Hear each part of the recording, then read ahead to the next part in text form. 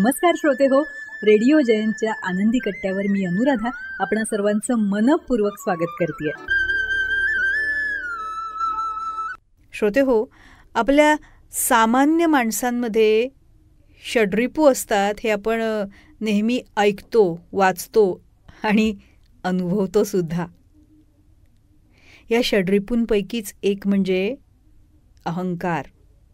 अहंकार माणसाला काय करायला लावतो तर स्वतःची स्तुती स्वतःच करायला लावतो.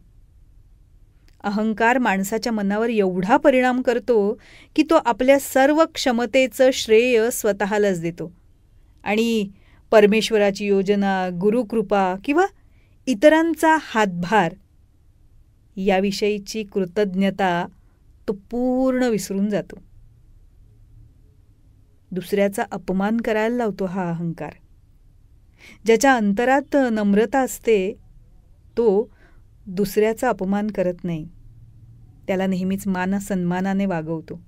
आणि ज्यांच्या अंतरात अहंकार असतो ना, तो नेहमी दुसऱ्याला खाली खेचत राहतो, दुसऱ्याचा अपमान करत असतो. अहंकार कधीच चूक मान्य करू देत नाही.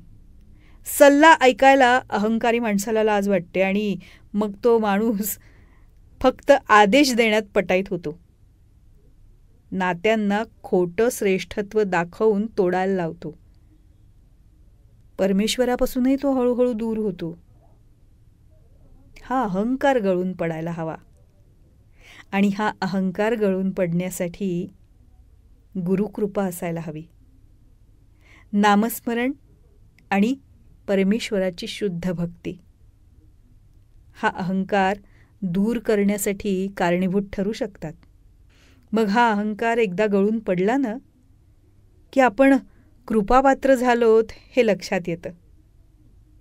आणि आपण जे करतो ती कृती न राहता सेवा होते, पूजा होते. अहंकार गळून पडला की मन शांत होतं, चित्त स्थिर होतं.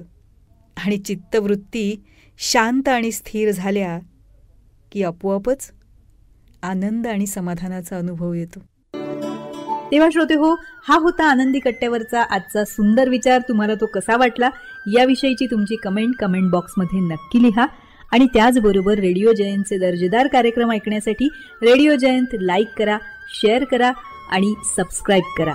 रेडिओ जयंतचं सबस्क्रिप्शन फ्री आहे. आणि त्याचबरोबर नोटिफिकेशनसाठी बेल आयकॉनवर क्लिक करायला सुद्धा विसरू नका.